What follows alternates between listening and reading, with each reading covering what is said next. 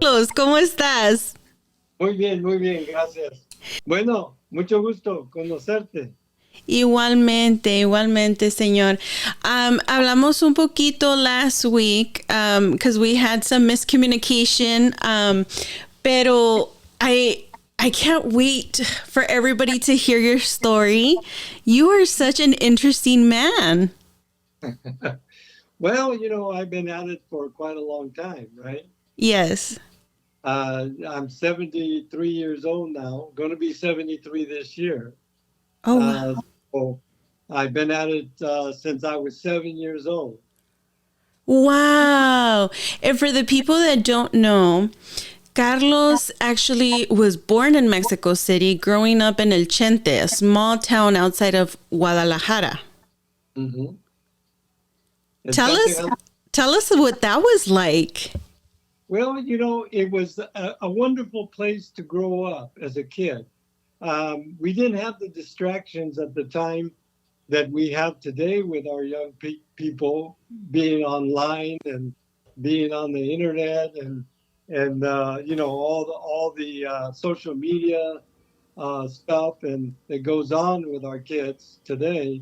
I have grandkids. I have older kids, but my grandkids, they're kind of like in the middle of that whole, the contemporary sort of involvement. But for me, it was we didn't have a TV. I never saw a TV until I was 10 years old. When I Wow. came when I came to the U.S. was the first time that I saw a TV, and that was in 1960. So prior to that, my life was with, you know, I wasn't looking. If anything, I was like, I love comic books, and so comic books was sort of my, I guess, childhood exposure, and it really wasn't like a TV involvement at all until I was 10. So it was, my days were spent either going to school or going out to hang out with my friends. And also, I had to help around the house. I had to help my aunts and my tias and my grandma. And because my mom, she had already come to the States by 1955. I was 4 years, 55. Yeah, I was 4 years old and 55. So after we ended up moving to El Chante, Jalisco from Mexico City, um, and uh, during that time, uh, the the environment down there in El Chante was a very nice, pleasant place to live as a kid. I had everything. I didn't never really have to worry about much. On occasion, my aunts would want me to do some chores, like for instance, almost on a daily basis, I would take el lonche a mis tíos que trabajaban allá en el rancho. You Yeah. know, they were corn farmers. Crecían maíz ellos, and so for lunch I would make sure that they had their lunch, and they would put me on a horse. I was young, I was little, I was about maybe I think maybe around 5 when they first started to Oh. give me a chore to do, but they would put me on a horse or a mule, and sometimes even a donkey. And it depends on what car was available. That is so funny. Yes. And you know, something that I love about your story is that you've never forgotten where you came from. And you've Oh, always credited your mother and your tías for raising you and for believing in you. Y es algo que creo que hoy en día necesitamos, right? For the newer generation coming up. see, Y no, very true. I mean, I think that if younger children could have at least a few years before they get exposed to all the worldly stuff, all the social media stuff, I think it would be better off to keep them off of there until until they become responsible, that they are able to communicate and to understand the process of communication to some degree, and understand that you can find yourself in a lot of trouble very quickly on Mm-hmm. somebody says something to you and you say something back, and before you know it, you're no longer friends, you know, and it's just not, it's not very conducive to young children that are under a certain age. I would say, you know, at least not before 10 years old, but a lot of the Yeah, kids are no. very young. So it's a problematic. But for me, growing up in El Chante was a very pleasant place to live. It was my adolescent years where I was being nurtured for not to be the kind of person that they expected for me, my family expected from me. And so we were involved in the church to a big degree, because I have a cousin that has now passed away, but he was the Monsignor. He became the Monsignor of Culiacan, Sinaloa. So that was a big post, and I actually even wanted him to become a bishop, but because he had a heart condition, um, he refused the post, and just stayed being a Monsignor de Culiacan, Sinaloa. And so having him, I used to look up to him because he was one that had done something with his life at a very young age. He had lost his dad, and so my tío, and he decided to go into the seminary, and so he became a priest. By the time he was 23 or so, he was already a working priest. Wow, Uh, that's a very young age. yeah, and so for me, it was good because I had people around me, like my tias and my like this particular cousin, Salvador Santana was his name, and he would always he was always very open. His door to a conversation or anything that it was troubling me, he always encouraged me to talk to him about it, and so I always would. Just a natural sort of thing. So we had a good communication. We had good discipline. I can tell you some stories. One time we were at the plaza playing with my kids. We would go out there and play marbles, and one day we decided to hide the cane of the blind man that was sitting on a bench. So No. yeah, so we hid his cane, and what was really interesting in El Chante, Jalisco during that time, they didn't have phones or any way to communicate. If you wanted to use a phone to call, you had to go to an exchange that we had there in town, and then you can use the phone to call out or whatever. But there was Was it no like a tiendita? yeah, it was like a service bureau for telephones. It was run by some family members of ours, and so if you needed to use the phone, you go there and you use it. But there were the people in town, though, did not have phones. It was No. only phones to going out, or if you got a phone call, they try to track you down so you can come down there to take the phone call. Uh, so uh, so we didn't have that communication, and so I could never figure out that by the time I walked into the house after doing what we did down at the plaza with the blind man, um, when I walked in the house, my tia says, "Pelón, ven aquí. ¿En dónde estabas?"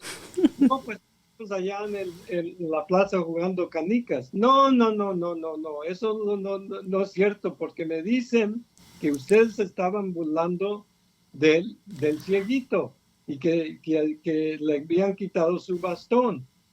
And I said, well, how in the heck did she know that? You know, I just walked from the plaza home, and that's less than 5 minutes away. And how could she have known that? And so I didn't know that for the longest time. But what she did to teach me some discipline is that she grabbed me by my ear, she walked me all the way to the blind man's house, and she had me get on my knees and ask for forgiveness. So that's the kind of discipline that I got as a child. And I didn't like those moments. I didn't like being in trouble, you know, or getting into trouble. And so every time that I would get in trouble, and my aunts would humiliate me by walking me down by my ear to this person's house and had me get on my knees and ask for forgiveness. I mean, you know, that's very humbling. Yes, to say the least. Yeah. You know, and that's so funny that you're saying, I know this is kind of skipping. I want to come back to your childhood, but how funny it is that you grew up where, you know, there was one phone for like the whole little pueblito Mhm. and didn't really have that type of communication where it's fast. And fast forward, you were part of the team that created the logo for Apple. It's been a magical trek. I like to call it desde Tenochtitlan, no, desde el Valle de Tenochtitlan a Silicon Valley. That Yeah. was my, you know, we from in 1957, we ended up. My mom moved us to Tijuana, and then that was a whole nother experience for me because I had never been to a big city like that, even though I was born in Mexico City, which was at the time and still is the one of the largest city in Mexico. Hmm. And but I only lived in Mexico City until I was the age of 3.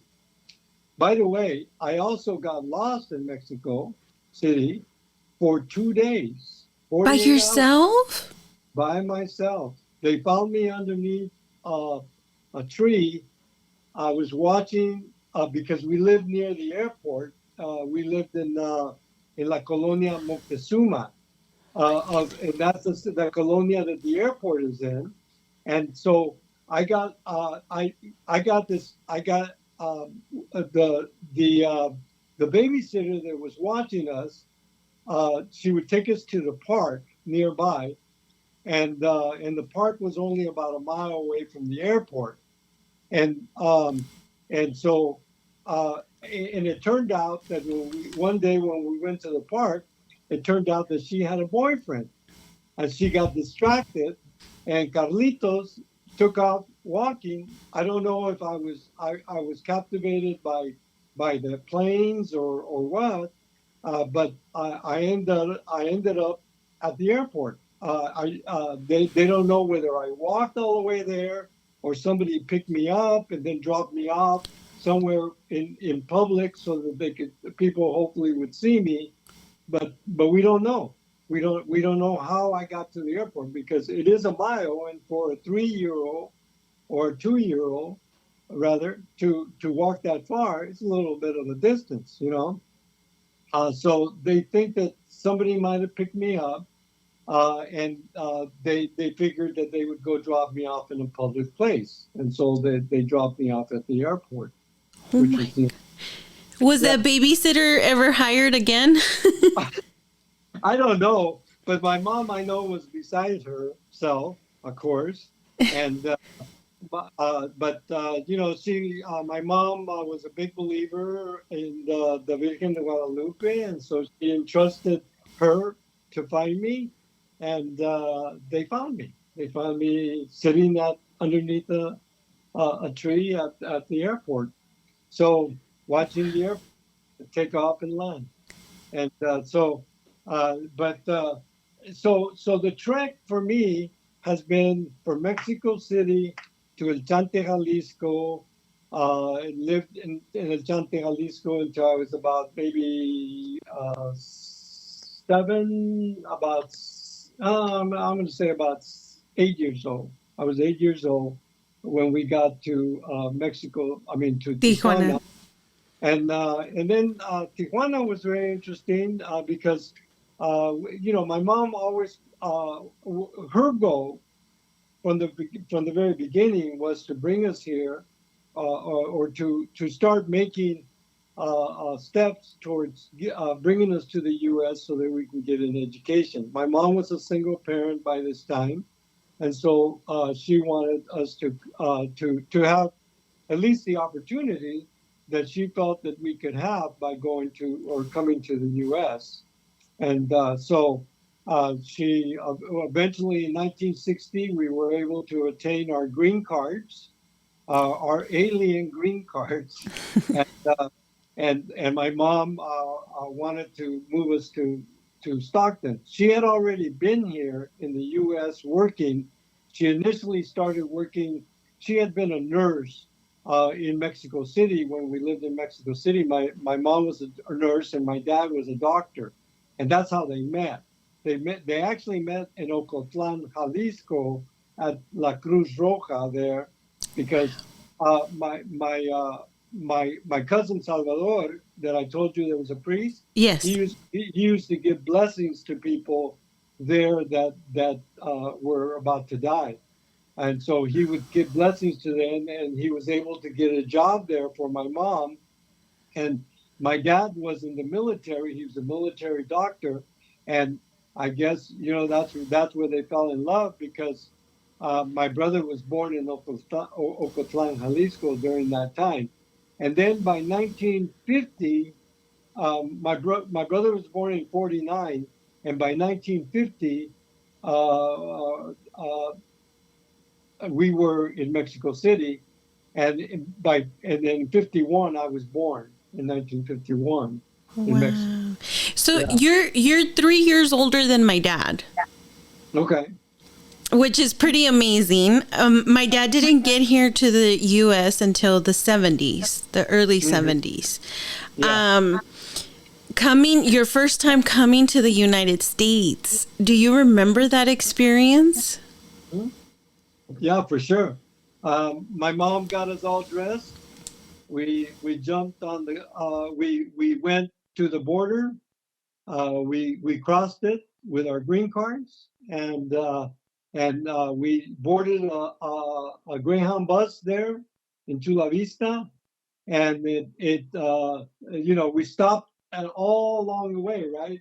Every stop, San Diego, Los Angeles, and every single other little town between there and Stockton, they would stop. And so for me, it was an adventure. I felt like we were on an adventure, and so I was excited about coming here. And it's my mom was happy that we were all going to be together. Um, uh, and so we get to Stockton, and the I only spoke Spanish. And my brother only spoke Spanish as well.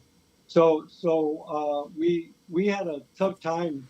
At least I had a tough time initially, because I couldn't understand what people were saying. They were speaking English, and it just sounded like Charlie Brown, the way that Wah, they wah, sort wah, of, wah.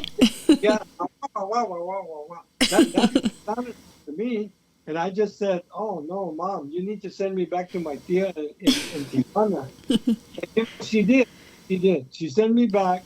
I think she probably figured that it might be better if she did send me back, and that way she can maybe work with my brother on because he was a couple of years older than me.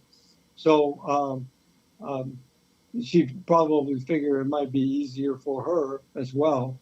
And so she sent me back to Tijuana, and I went back, and I attended school there, grammar school. And my mom was always very willing to work to make sure that she paid for the best education that we could possibly get. And so in Tijuana, we attended two parochial schools, and then when I went back on my own, I attended a public school. Abraham Castellanos was the name of the grammar school that I attended there in Tijuana. It's still there, by the way. So Tijuana was a very interesting experience because it was right. We lived off of First Street in Tijuana, which is maybe a half a mile away from the border fence. And as kids, that border fence wasn't like what it is today.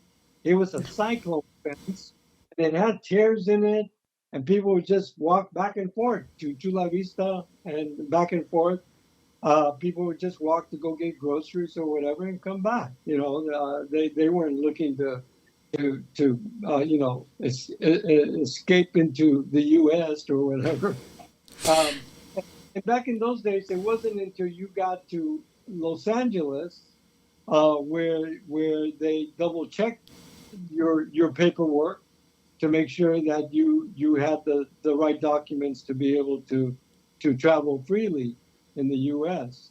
And so Chula Vista was just basically walking distance from Tijuana. Mm-hmm. So people just walked to go to groceries there, and the people, the border patrol wasn't like in vehicles running around with all the gadgets that they have now. And the fence they have now is, to me, it's an illegal fence because in the Treaty of Guadalupe Hidalgo, it doesn't talk about any physical border being put up, but the U.S. has never really kept any of the Treaty of Guadalupe anyway. So, what difference does it make to them? That's like a whole nother rabbit hole. Yeah, for sure. We can have a whole subject on that. But we made it to Stockton, and my mom right away put us into grammar school. I was put back a couple of grades until I could learn English. And then eventually, I probably learned English just from hanging out with my friends that I had there, and learned English pretty much on the streets, not in school necessarily. But within a year's time, I had a pretty good control of the language, and so when you're little, you pick it up a lot faster than when if you're an adult and it takes a little longer, right? Yes. And, so, but we also had you're down in San Diego, right? Yes. Yeah. So we also had familia in San Diego and also in National City. Yes. There. I think I mentioned that to you, that we had family there, and I still have one cousin that lives in National City today. In any case. We eventually made it to Stockton. We got into school. I couldn't handle the language barrier, and so I was sent back for about a year and a half. And then eventually my mom just said, no, you got to come to Stockton. You got to come with me and your brother. And by that time, my mom had gotten us pretty settled with Jose, my brother. So then we just started living in Stockton. Now, when we first got there in 1960, I remember the city was like, it was humming, right? Downtown environments in the 1960s were pretty much the center of whatever city you were in, and there was a lot of commerce, there was a lot of department stores, there were theaters. All of that is pretty much gone today from any downtown. Oh, wow. Unless you're lucky to have a city that has grown from the inside out rather than going out to malls and shopping centers out away from downtown. But the downtown was the central hub of Stockton at the time, and it was humming. And so there was large structures, large buildings. At least for a little kid like me, they were like Gotham City. And I I used to read comic books by that time, and in Spanish, of course, because I still was trying to learn English. But I remember, the Gotham City with Batman and Superman, and I remember, and then so I began to take the personification of Dick Tracy. I went out and got me a little Dick Tracy kit. And what was really interesting about this Dick Tracy kit that I picked up when I was a kid there in Stockton when we first arrived was that in the kit there was he was a detective, right? Okay. Dick Tracy was a detective, and so he would have a concealed weapon, right? And of course it had a little gun with a holster that I could wear underneath my coat, so that like I could be like a detective. And I played out being Dick Tracy. I also put on I still wear hats, but I wear the kind of hat, I still wear the kind of hat that Dick Tracy used to wear in the comic books. And so when I would walk down the street, I would every day my mom would have me make sure that I got up on my own because she was already gone to go to work. She worked at a restaurant down the street, about 3 blocks from the apartment downtown. I would get up in the morning, get ready on my own, and then just walk down to have breakfast with my mom down at the restaurant where she worked. And so on the way to the restaurant, I started to make friends. And so I made friends with the barber, and the barber one day he goes, Carlitos, ven, súbete aquí, y te voy a pelar. And so I would get up there on the chair, and he would put a little board there because I was a little tiny guy, and then but before I did, I went and took off my jacket, and he saw that I had the holster with my play gun. He goes, "Oh, who are you, a detective?" He goes, I said, "I'm Dick Tracy." And from that moment on, every time he saw me, he goes, "Hey, Dick Tracy, ¿quieres una pelada?" That is so sweet. But you see, when in Mexico, when I lived with my aunts, they made sure that if you were walking down the street in El Chante, Jalisco, and you saw somebody, they always wanted you to make sure that you said hi to people and that you greeted people properly, and then they would greet you back. Well, I kind of expected the same thing from this new environment that I was in Stockton. And so I would just make it a point to say hello to everybody as I walk down the street. And that's how I got to meet people down there. I met, like I said, the barber, and he was probably the one that I would almost visit on a weekly basis to get a haircut. Oh, yes. So I see that. Sorry, go ahead.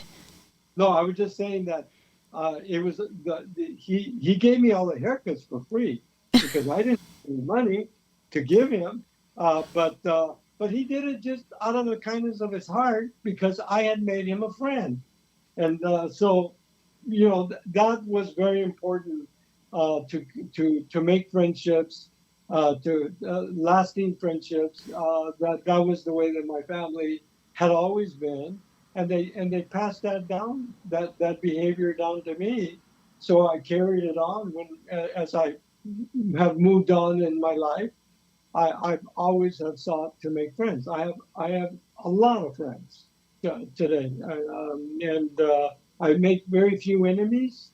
I don't look for any enemies. I don't look to make enemies. I look to make friends with people. Mi papá siempre me dijo, nunca hagas tratos con amigos de dinero, right? Mm-hmm. Siempre respeta a la gente. Mm-hmm. Y jamás tendrás un enemigo. Se pueden enojar contigo, se pueden molestar, dice, pero con que no toques su dinero, su familia, you're good. Yeah. And of course, in El San Francisco, we had about maybe 800 inhabitants that lived there at the time. And so it was a very small town. It's a little bigger than that now. But it's still, El San Jalisco is in a beautiful, beautiful valley, very fertile. It gets a lot of rain, tormentas like you wouldn't believe, with thunder, lightning, and just charros de agua que cae.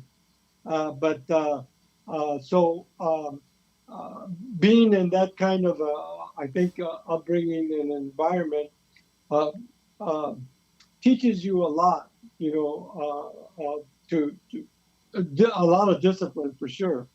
And Yes. and so when we got to Stockton, I was able to then employ, if you will, what I had been taught by my aunts back in San Jalisco. Um, when in Stockton, I started going to school, and then eventually I went through grammar school. I went through junior high. Well, I have a question. Yes. I had read that when you were a boy, still with your aunts, they had seen your creative aspirations. Yes. So they had arranged for you to be an apprentice with the local artist. How old were you when that happened? Probably about 5 years old. And So you had artistic skills at 5 years old. I began to like with the comic books that I was reading and stuff like that, or looking at, probably at that age I was probably just looking at images and stuff like that. But but when uh, I guess I started to exhibit to them some creativity. And so one day my tia said, Carlitos, you're going to start going to your tia Lola's house. She's an artist. And of course, I didn't know what an artist was. Es una artista. Y te va a enseñar muchas cosas. And so by the time I was 7, I started taking classes with her. Okay. And that began to sort of nurture in me the creative process. I started to be able to draw, and she even taught me how to paint. The town was going to be having a play, and I don't remember what the play really was about, but I knew that there was, and I loved drawing monkeys. I love monkeys, and and I was drawing them all the time.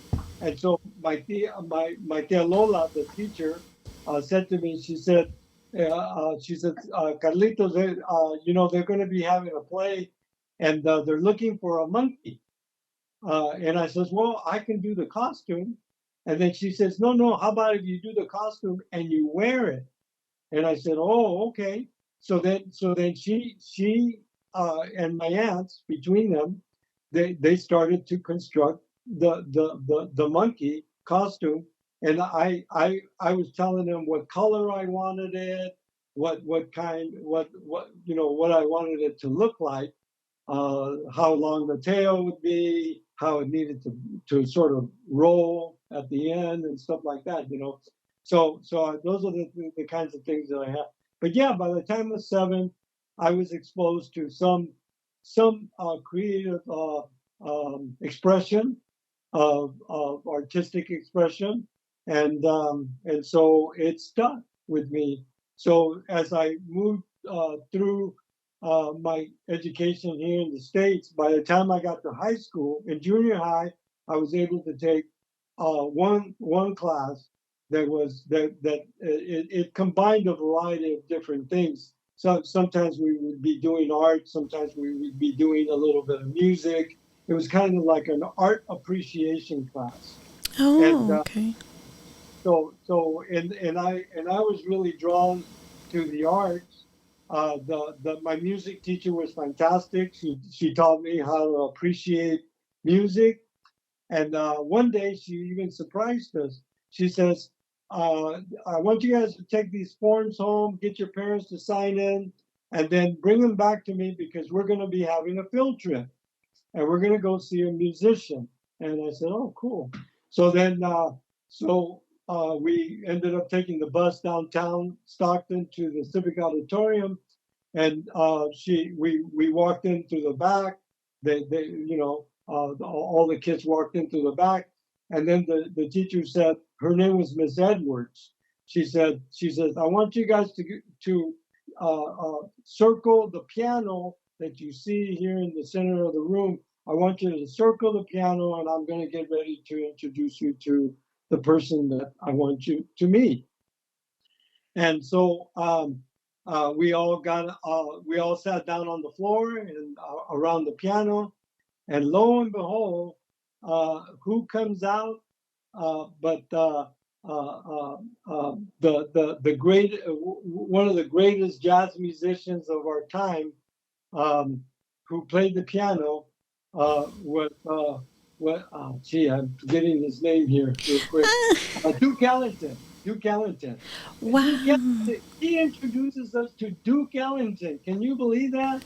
And by this time, I kind of knew a little about the music. She had already sort of played some of his music for us in the music appreciation class.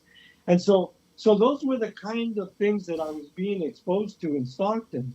And of course, that was always sort of underlying.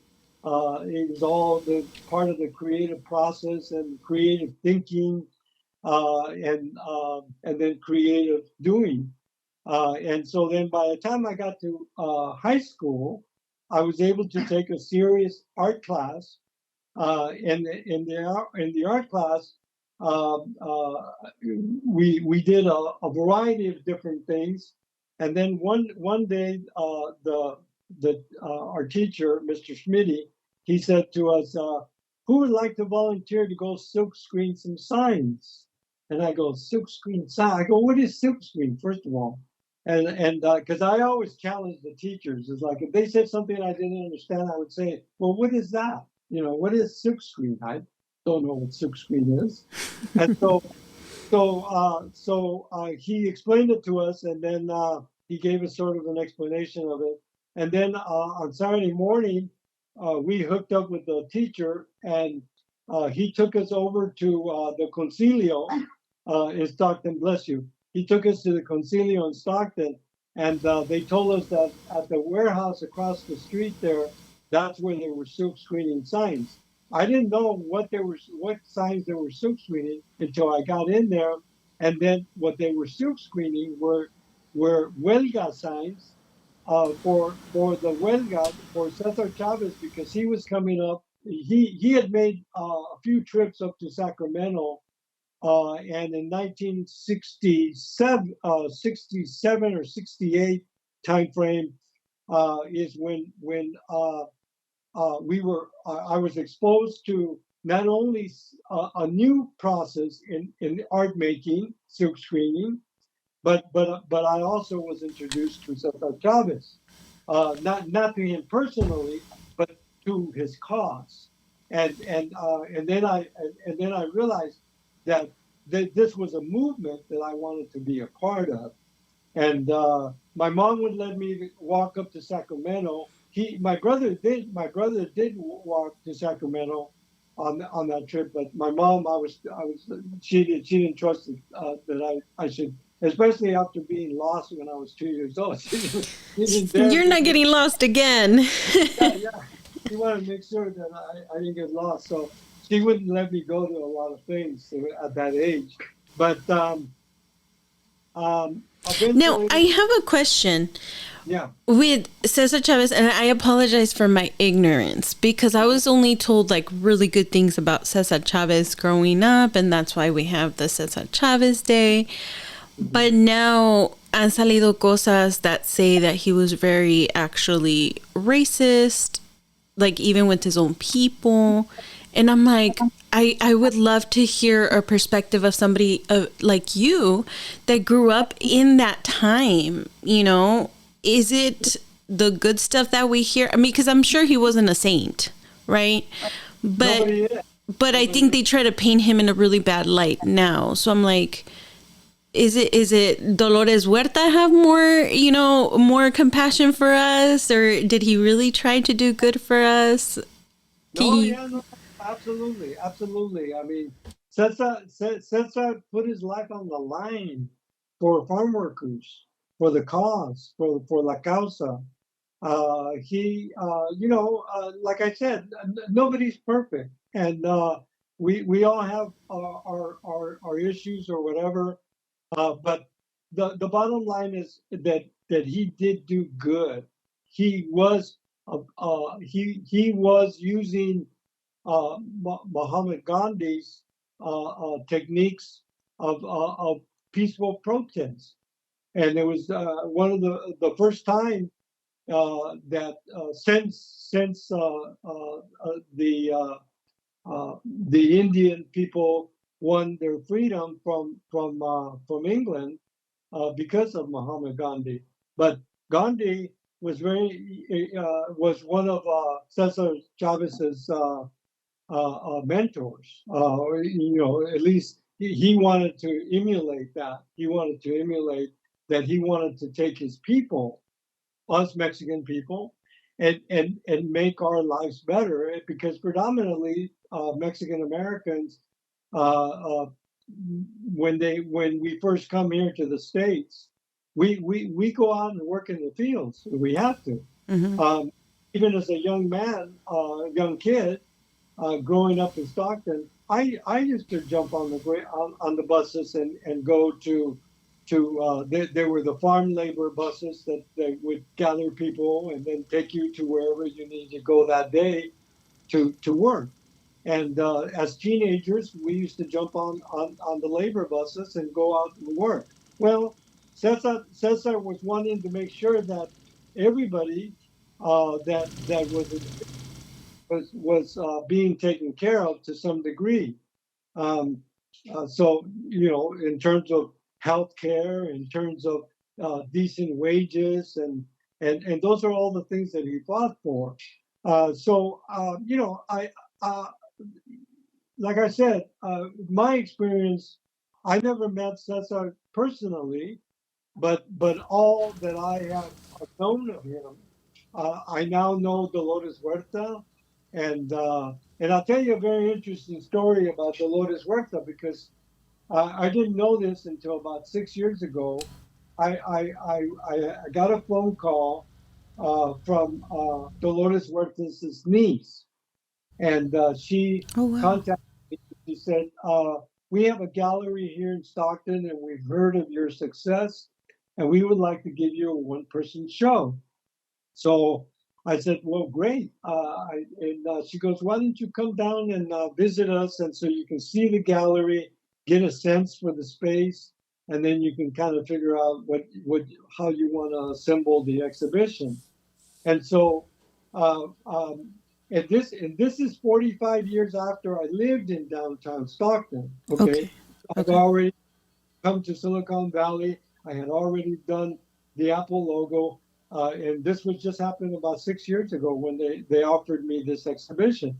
So she gave me an address to go to, and I didn't think twice about it, other than I kind of remember downtown Stockton, and I kind of knew where the streets were at. I did put it on my navigator, and it basically took me there. I didn't think about where I was at. But when I pulled up in front of the gallery, I realized at that moment that I used to live directly across the street at the Clark Hotel when I lived in Stockton as a little kid. So, so Wow. think about that, right? Here I made a 45-year trek of my career, and then I get invited to come back to Stockton to exhibit, and the gallery is directly across the street from where we had lived in that hotel room. Okay, so for me, I just sat there and I almost wept.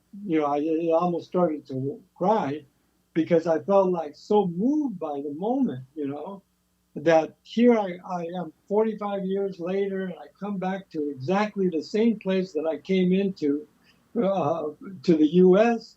technically, because that's where we landed after we got off the bus. We walked one block up to the Clark Hotel, and that's where my mom had gotten us a room. And here, 45 years later, I'm being invited to exhibit in downtown Stockton, and it turns out to be directly across the street. What a full moment. Yeah. What a full moment. Yeah. I feel teary-eyed just thinking about it. I would have been crying as well. Yeah. So, so it brought me back to all the memories that I had, and I had remember one thing, that in that kit that I got, that Dick Tracy kit, Yes. was a little wristband like walkie-talkie. They didn't call it a phone, or they didn't call it a watch phone, or I guess today it's called the iPhone, or something The like that. iWatch. The iWatch, but I, as a little kid, I was running around with this little communicator, trying to pretend that I was communicating with the squad cars, right? Because that's what he used to use it for. It's a walkie-talkie that he would communicate with the squad cars. But that was also very interesting, because back when I was a kid, I was playing around with something that would eventually become part of everyday usage, because of the iWatch. Wow. So those are the kinds of little things that I've seen that just sort of boggles the mind, And then how I ended up at the ad agency in Palo Alto. I think I have a little bit of a timeline. So it says that by 1972, you were already in the States. You were studying art and design at San Jose State University. Yeah. So I'll take it. So in 1972, I was accepted into the art and design program here at San Jose State. I had already been somewhat prepared in my junior college years at San Joaquin Delta College. I was taking art classes. I was taking drafting. I was taking photography, and so I had in me the education that I think that prepared me to be able to have the skill sets that I had when I came to San Jose State in 1972. I already had some of those skill sets, and so I was able to apply them.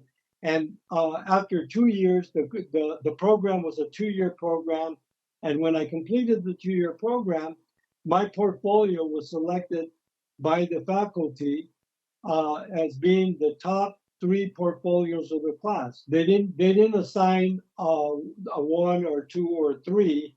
They just said the top 3 portfolios of the class will be honored, and then given an apprenticeship with the Western Art Directors Club. And so I was chosen as one of those 3 people. I was offered an apprenticeship, and I got a phone call from Regis McKenna Advertising Agency. There was the senior art director there. His name was Hall Kelly. He contacted me and wanted me to come down and show my portfolio to them, even though he had already seen glimpses of it. And that's the reason why he was calling me, to let me know that they were interested in hiring me. And so I went down there, and so the apprenticeship program was I think it was like a 6-month apprenticeship program, and it was a paid gig. So it was the first time that I was actually getting paid for being a creative person, and so I was there. I did the apprenticeship, and then at the end of the apprenticeship, they didn't really have a job opening for me, and so I started, though, because by this time I had sort of learned a little bit about the environment down in Palo Alto in the peninsula, mid-peninsula, and there was so I realized that there was a lot of people that could use my talent as an illustrator, as an artist, and so I started to do a lot of freelance work for people. So for about a year and a half, I did a lot of freelance there in Palo Alto, even though I wanted to stay near the agency because they were also giving me a little bit of freelance work as well. So I would travel. I would create clients down in Palo Alto area, and then I would service them, and that meant that I would be driving back and forth from San Jose to Palo Alto. But that's the way it was for me for a good 72, 74 to 1980. And That's a long I time.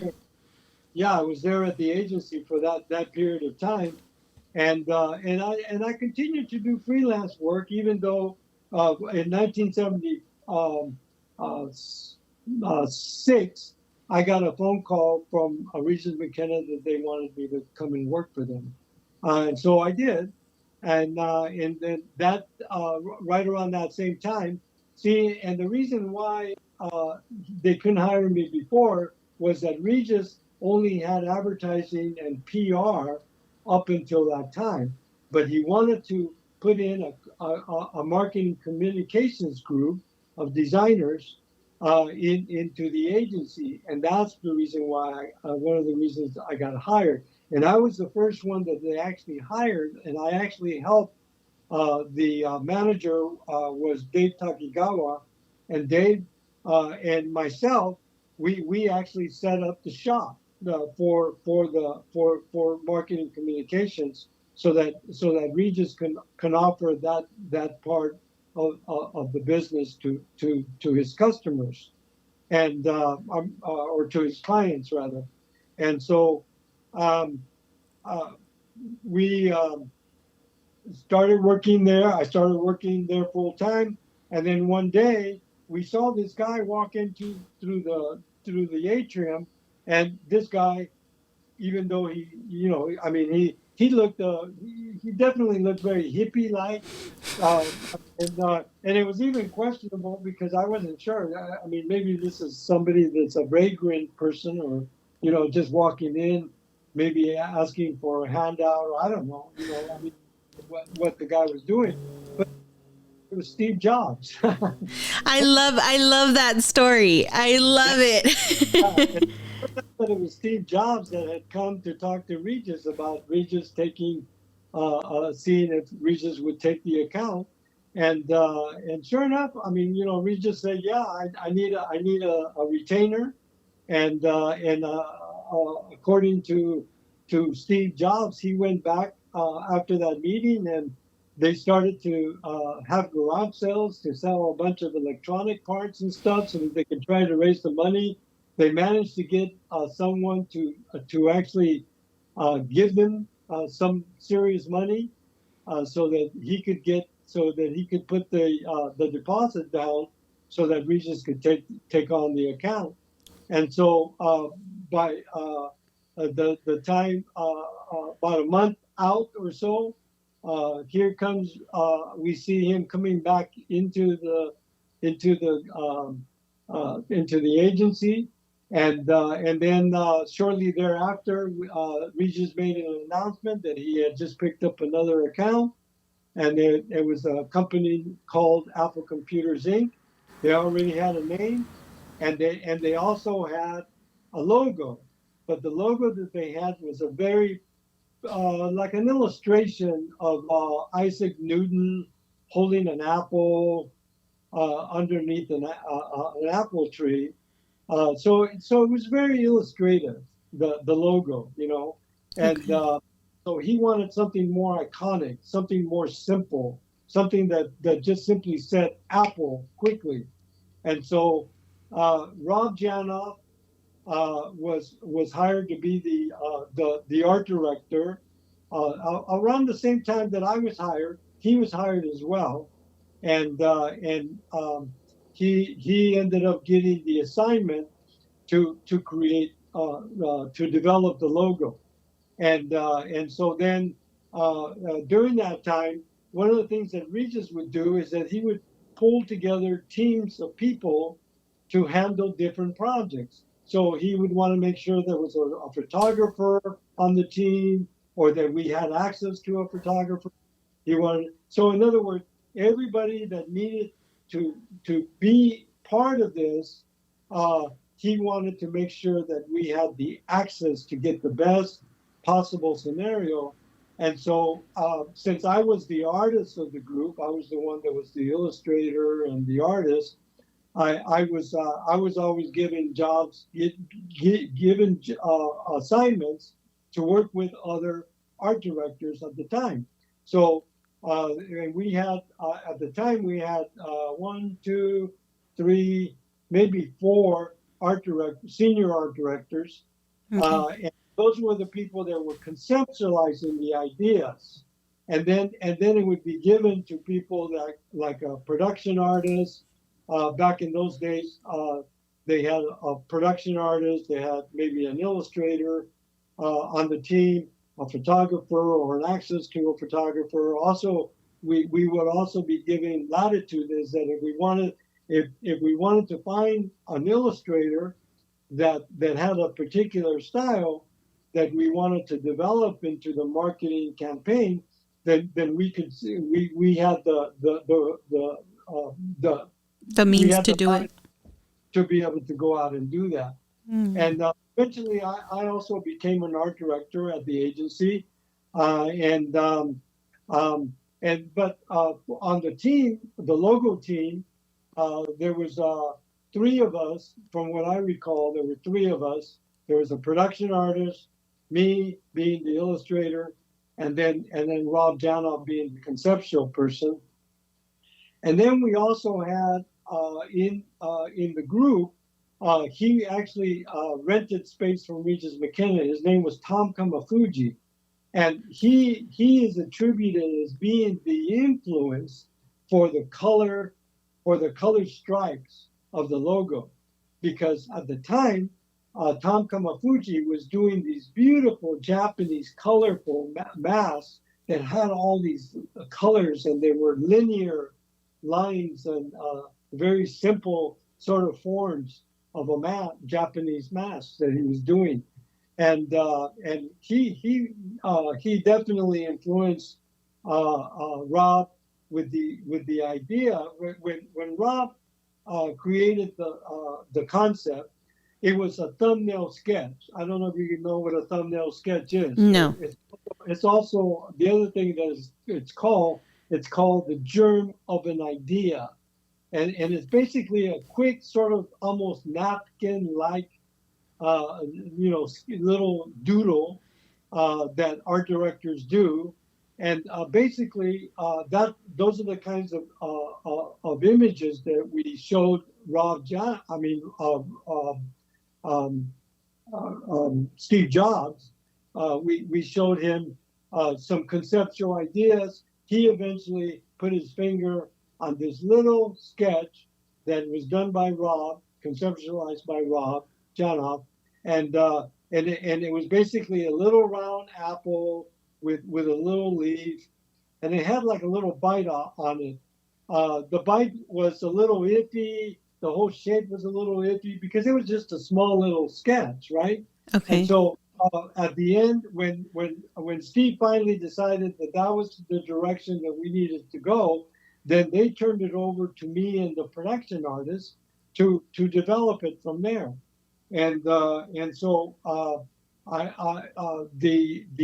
production artists were pretty busy, and I was the one that could sketch things out and draw things and so forth. And so I ended up sort of developing it from that little thumbnail sketch. I Uh-huh. developed it into the image that we have today.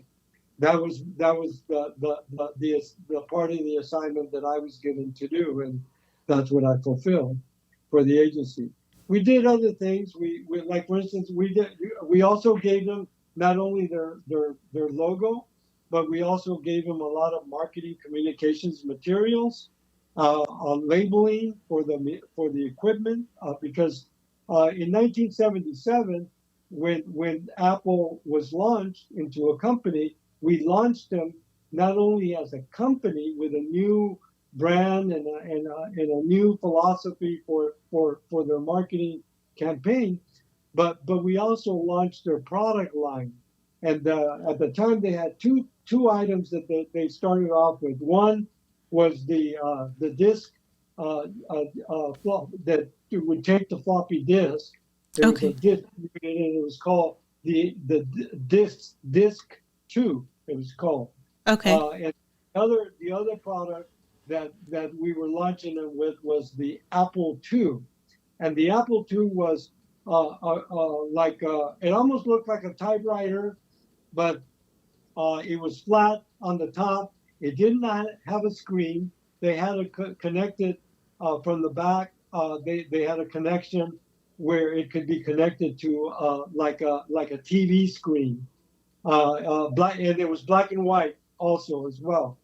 So it didn't have much capability. I think it had uh, one megabyte of Okay. capacity of Wow. ability, and so it was basically a glamorized typewriter, a glamorized calculator, and it also could play games as well. And Regis had developed a good marketing plan that still exists today. The other thing I like to tell people is that one of the things that we were trying to do with the Byte is to not only stabilize a circle, because a circle, when you create a circle logo, and an apple is basically circular, Mm-hmm. when you create a logo that's circular, you need something to anchor it. You need something that will stop the movement of it wanting to spin. And if it's a complete circle, the image wants to spin. And so visually anyway. And so what we did is we created that lower part of the apple that sort of like so that it can sit. But then we also wanted to put in a bite. But the bite is there for technical reasons to keep it so that it stops the image so that when you see it, you see an apple. You don't see some other shape that's sort of rolling around or whatever, and it's not a pear. And so there were, or it's not I mean, there's a lot of things that look like an apple that are fruit, like a cherry. A cherry looks like an apple. Mm-hmm. Very fruits like that look like that. But anyway, It's uh, kind of funny that you say that because I was gonna ask, again with the theories and with this conspiracy theories, más que nada, nowadays, they say somebody as famous as Pitbull has said, Say, look, I'm not religious, man. I believe in God, but one of the stories out of the Bible, one of the most famous stories is what? Is Adam and Eve. What did Eve bite?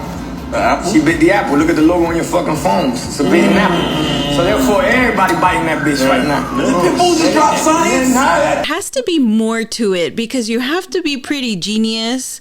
I mean, unless the Illuminati did it themselves. But I'm like, I can't. I mean,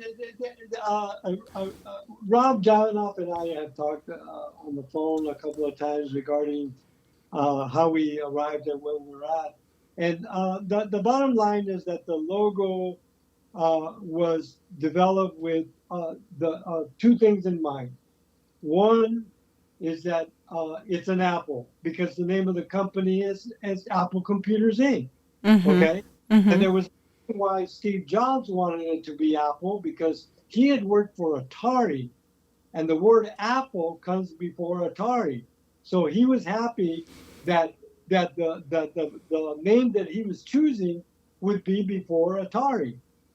In the telephone book or whatever, there was Yeah. always Atari, and he had worked for Atari, so he wanted to make sure that whatever name they came up with, that it was ahead of in alphabetical order of Atari, and that was one of the reasons behind or the Apple logo to be an apple.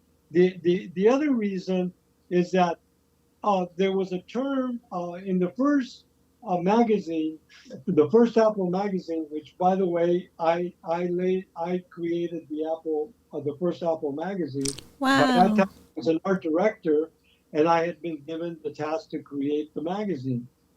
So I created the masthead for the first Apple magazine, and I created all the content that went into the first. I had been given some text to work with, and I still have the text of the original text that I was handed, that I was needed to develop these stories into visual images and layouts for this magazine. I still have the two. I did two of the magazines. I obviously did the first one, and then I did the volume 2 as well. But the other reason why the apple has a bite, okay, out of it, is because it's the word bit.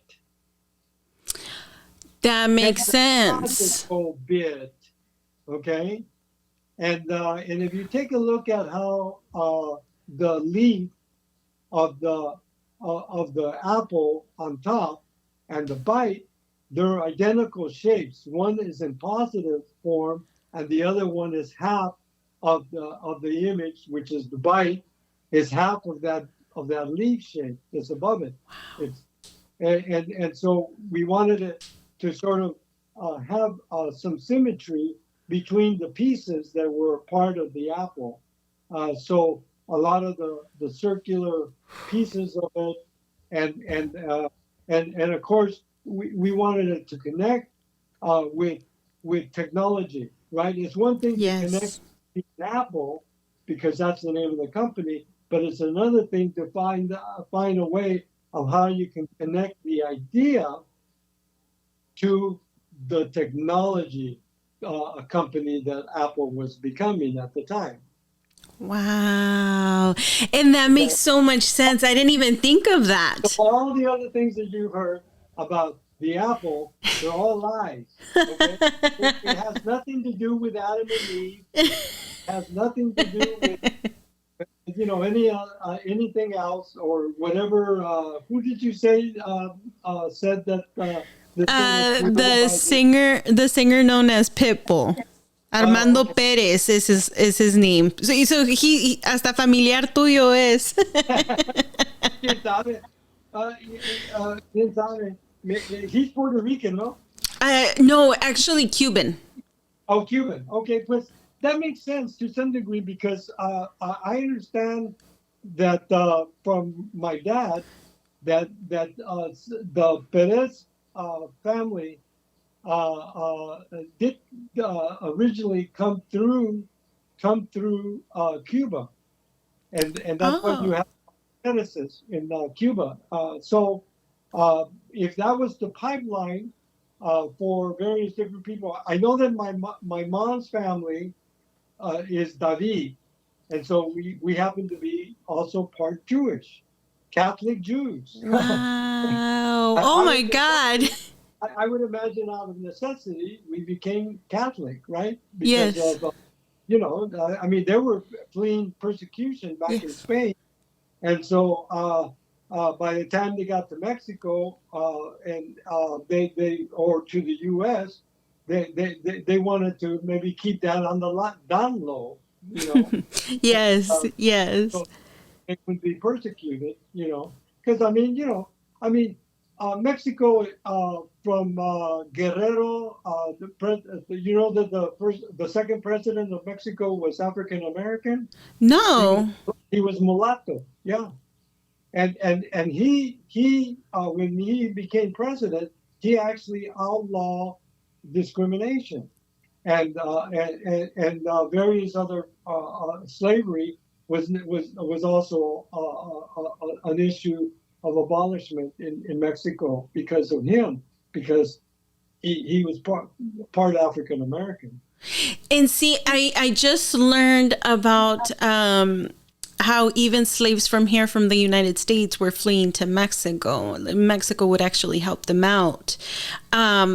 And I'm like, wow, I wish that was more known or taught, right? Mm-hmm. Yeah. But unfortunately, it's not. Right. Well, I have one question. Throughout this whole time, I cannot stop and think of your mom and your tias. Did they ever get to see your success? My aunts, to some degree, because they saw me go through my education here. I would go back and visit them on a regular basis. Well, at least once a year, we were in El Chante, Jalisco, visiting my aunt. And went to go visit my dad in 1960. No, I'm sorry, 1968. We went to go visit my dad, and we reconnected with him, and then for the longest time after the '68 meeting with my dad, for a long time, almost 40 years later, before we saw him again, and then in the year 2000, I went to Mexico actually to go look for him because we had lost touch with him, and we didn't know whether he was alive or not. And so I told my mom, I'm going to go to Mexico City. I'm going to see if I can find my dad. And so I did, and I found him. And luckily, we knew where the family home was it was in Osumbilla, Mexico, side of Mexico City, on the north end of Mexico City, not too far from Teotihuacan, is where Osumbilla is. It's in the county of Tecamac, and that's where my dad was from, and I went and sought him out, and I went to the home there, and he when he first saw me, he thought I was one of his nephews, and I said, no, papá soy su hijo, and he couldn't believe it. He just busted out crying. We both sat there hugging each other and crying. And so it was a good thing, my mom left left my dad when I was 3 years old. You said to pursue the American dream, right? That's what she wanted. She wanted to make sure that we got an education. I mean, there were some issues as to why my mom left my dad, but she didn't. But she felt that she needed to move on, and so she took us back to her hometown. I had never been to Enchante until she took us back when I was about 3 years old, and then I was raised in in Enchante from the age of 4 on till about the age of 7 or so. I lived in Jalisco, in Enchante, Jalisco. So that's where my adolescent years were nurtured, and then we moved to Tijuana. But it was a northward trek that my mom was making, because she knew that the opportunities here in the U.S. were so much better for her 2 kids and herself, so she decided to bring us here for that reason. And I'm the first one, like many Mexicanos. There's always one that wants to really pursue education and go on to higher education. And I was the first one in that our part of the family that actually made it to higher education. And so my mom's dream, in terms of my mom, she she even got to see some of the drawings that I still have of the Apple development logo. And so she was always very thankful that she had been able to have succeeded in getting us what she most wanted, and that was an education for her kids. Yeah. So, wow. You've had quite the life, and I'm just so honored to be sitting here with you, Señor Perez. Honored also to be sitting talking to you about this. For the longest time, I rarely even talked about who I was to people or what I had done. I'm not one that necessarily goes around bragging about what I do. I just do what I like to do, and I do it. I don't necessarily brag about it. I just do it. No, You know. so one thing that I loved when I was looking into you, and one of the reasons why I felt like, I wanted to bring you onto my platform and share your story with others is, as you mentioned, you have these very rooted principles and morals that you were taught as a young kid. And I think along the way, the newer generations, we've kind of lost that. We've lost community. We've lost sense of who we are. We've lost sense of what we can do. And so you always giving back to the community and focusing on the ones that are following behind you is something that should be praised and should be talked about, because I feel like that leaves us to fill really big shoes and for us to continue to give back to the younger generation. Yeah, sure. I teach private classes. I tutor young people that are creative people that show some creativity. The same way that I showed creativity back when at 7 years old, I now work with young people that are. I have two students. Before the pandemic, I, I had I had two seniors. I had three adolescents that I was working with, and one young man that had a lot of challenges, physical challenges. He was born with a severed heart, and so he got this condition called Noonan syndrome, and it's a very painful adolescent experience. Most adolescents that have Noonan syndrome will get Noonan syndrome because they get stunted when they're born, because if you're born with a severed heart, it affects your development. Yeah. Okay, and you end up with some issues that are considered Noonan, that make up the Noonan syndrome condition. And this young man was in a lot of pain. Most people that have Noonan syndrome, they don't make it beyond adolescence. He is now in his 30s. He is now in his 30s. He's probably the living survivor of that condition. He has received an award that was given to him by his hero, which is Arnold Schwarzenegger. Oh. And he was given a Make-A-Wish. The Make-A-Wish Foundation gave him a wish, gave him the wish of meeting his folk hero, and he has a letter from Arnold Schwarzenegger, and also just to mention, Arnold Schwarzenegger also received a sculpture award for the Cinequest Film Festival that I created. But many other people, for instance, Rosario Dawson, for instance, has received the award. The Cinequest Film Festival. It's called the Maverick Spirit Award, and it's a sculpture that I created, and that sculpture has been given to James Olmos. Oh, that's my favorite actor. That's my favorite actor. Guadalupe, Lupe Ontiveros.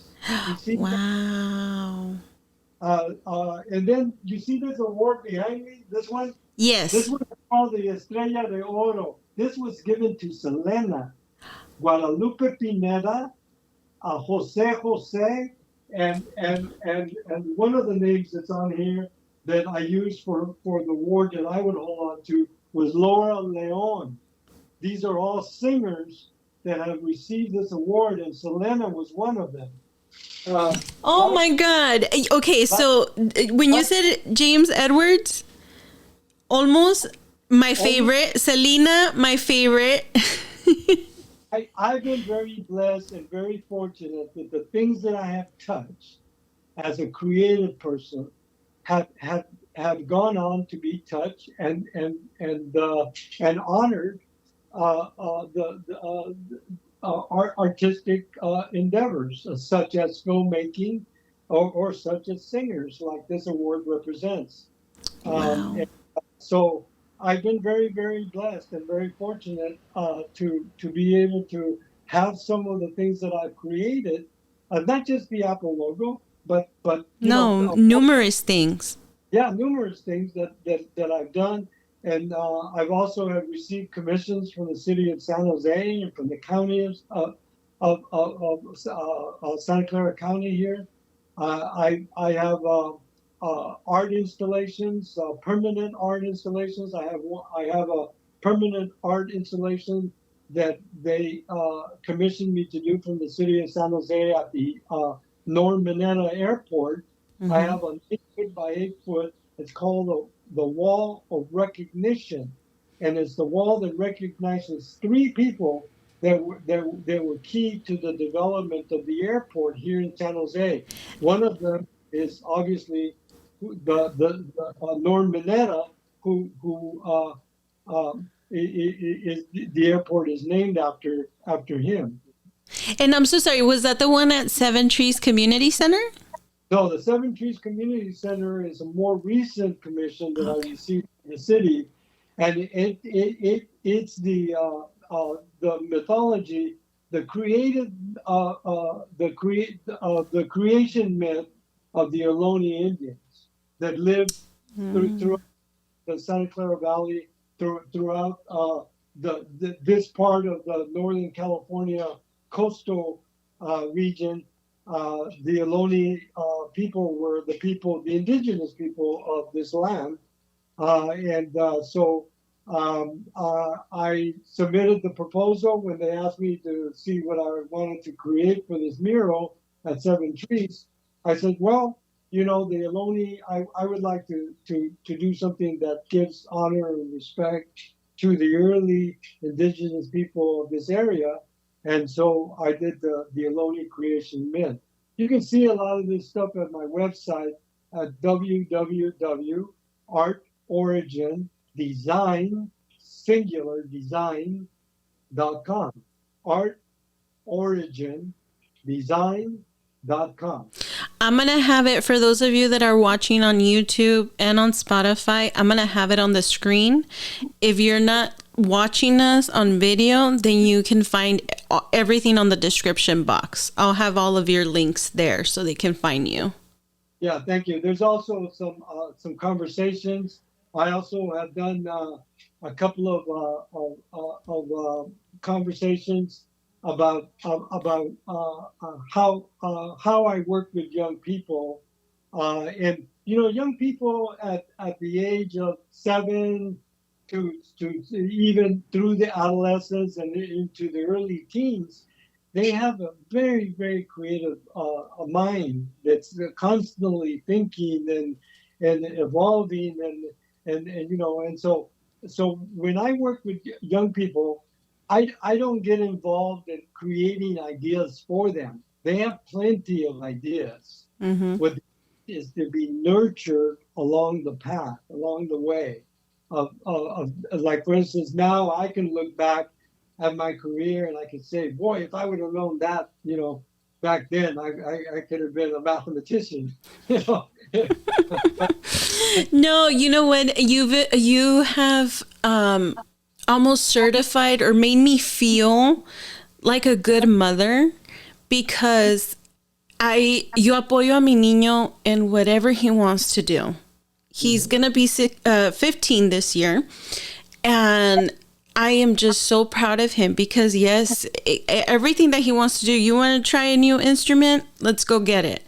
You want to do this class? Let's go get it. And sometimes he goes, Mom, but you keep wasting money on me. And I'm like, no, son, you have to try different things. You have to explore. Otherwise, ¿cómo vas a saber lo que quieres hacer en la vida? Yeah. I mean, I didn't up until the time that I got to junior college, I had dabbled in art here and there. Like I'd taken an art class in high school and in junior high. I had played around with being in wood shop and metal shop and also had an art appreciation class.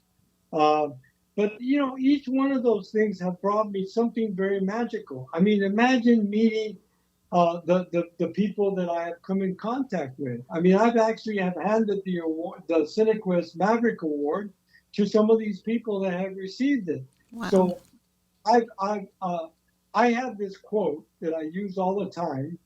An idea can turn to dust or magic depending on the talent that rubs against it. And that is a two-way street of talent, meaning not only your talent, but you also want to rub against people that have the talent. Yes.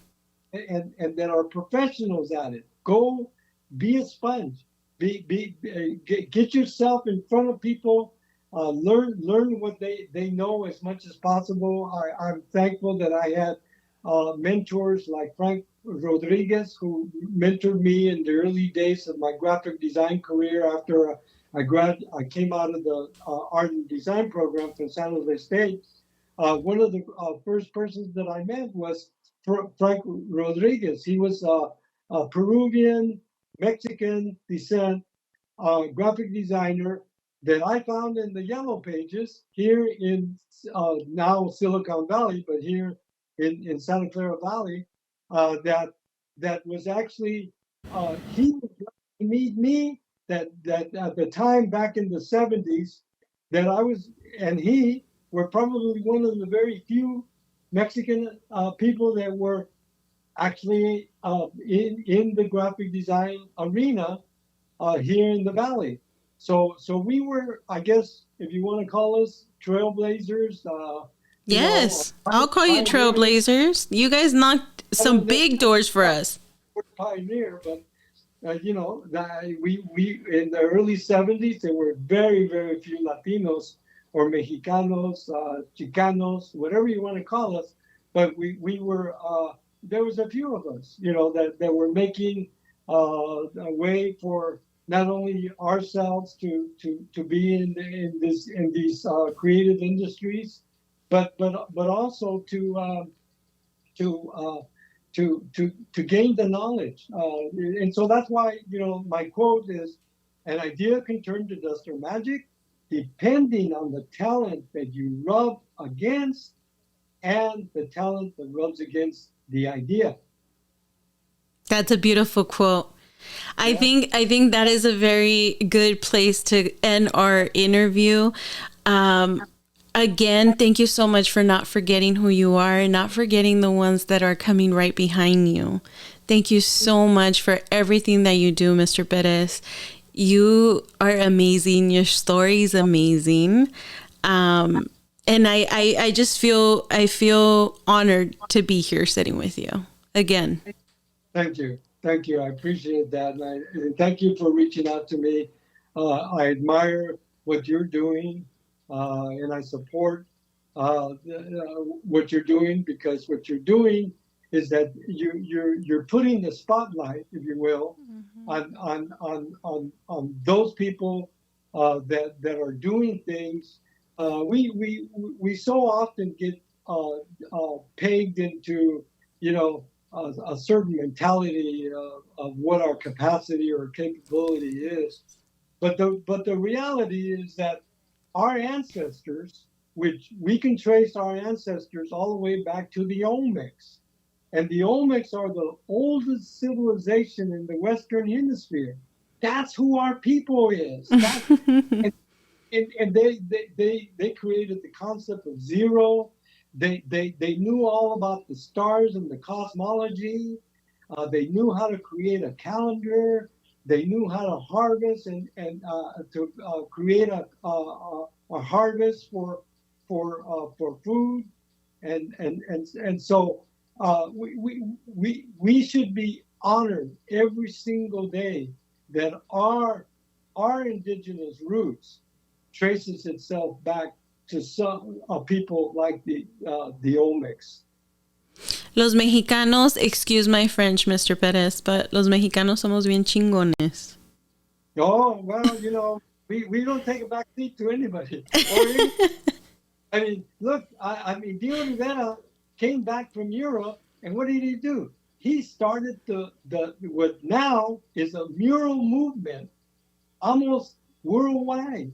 But he started in Mexico. So many. I mean, look at Frida Kahlo. She is one of the most celebrated artists, especially since she's female. And then on top of that, she had a physical condition that she had to deal with for her whole entire life. But she didn't let any of that stuff stop her. And she told the stories, even to the extent where Picasso told De Rivera one day, he goes, "You or I cannot draw anywhere near how good Frida is at drawing, especially at doing portraiture. She is like the best." El halago, ¿qué es eso? Picasso, imagine that. Yeah, I mean, Picasso actually saying this, right, about Frida. I have chills. I literally have chills. Because it is, I mean, it's just amazing. I'm super proud that now we're at a space in history where we're actually embracing our culture. Because growing up, I didn't have that. It wasn't even... We were shunned. We were told that we were backwards, that you know, we were burros, and you know, we didn't have critical thinking skills, and I mean, you know, they tried to feed us a bunch of nonsense. And reality is that that our people have always applied themselves, no matter what they're doing. We have generations and generations of history that's behind us. Like I said, the Olmecs are the oldest civilization in the Western Hemisphere, and that's where my roots are come from. Now I understand why my grandfather would tell me, "Somos de madera dura." Yeah, that's right. Right? Yeah. I know. Well, such a pleasure, Mr. Perez. I hope you continue to thrive. I mean, no doubt about that, right? But you continue to school these kids. Your listeners as well. We have to be willing to take those steps. Don't get pegged into any kind of ideals that somebody else has about you. You do what you need to do, and do it. Just do it. Sí se puede. Yes. Yes. Oh my God. I can't say anything else but Viva Mexico. Viva Mexico. Viva Mexico. Mr. Perez, thank you so much. For you guys listening, again, you can see on... If you're watching the video, you can see it on the screen and on the description box. Please go ahead and check out Mr. Carlos Perez David. You could even Google his name, and so much information comes up. There's so many things that he has dabbled in and that he has left behind for us. You really have created an amazing blueprint for all of us. So... please go Google him, learn more about him, and continue to pass it on. Viva Mexico. Gracias. I want to hear your story, or I want to support your small business. To do so, please go ahead and visit embracingmymarkings.com. Thank you for tuning in.